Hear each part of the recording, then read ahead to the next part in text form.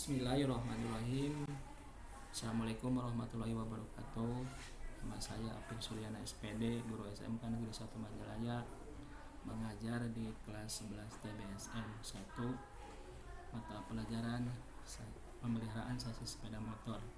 Kali ini akan membawakan materi tentang sistem rem tromol dan kegunaannya. Tujuan dari pembelajaran ini adalah siswa dapat menjelaskan fungsi rem tromol, siswa dapat menjelaskan komponen rem tromol, kemudian siswa dapat menjelaskan cara kerja rem tromol. Yang selanjutnya siswa dapat merawat rem tromol pada sepeda motor. Adapun indikator pencapaiannya, yaitu indikator pencapaian fungsi pada kegiatan ini adalah siswa dapat dan mampu merawat sistem rem tromol. Fungsi dari rem tromol adalah untuk mengurangi laju kendaraan sehingga dapat berhenti secara halus dan tidak mendatangkan bahaya bagi pengendara. Rem tromol pada motor biasanya digunakan untuk melakukan pengereman belakang. Komponen rem tromol yaitu ada tromol itu sendiri, kemudian pegas pengembali, spatu rem, kanvas rem, silinder roda, pegas penekan, dan penyetel rem. Ini seperti kita ketahui ini gambarnya, yang gambar satu pada rem, yang kedua batang penghubung, ketiga tuas rem, dan keempat spatu rem, kelima tromol.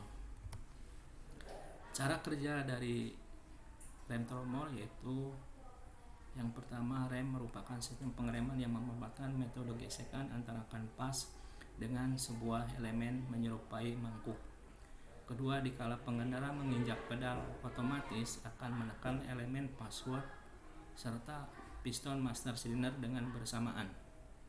Ketiga, piston yang terletak di silinder roda akan bergerak keluar untuk menekan kanvas rem yang berakibat brake shoes mengembang dan menimbulkan gaya penekanan antara brake shoes dengan drum brake.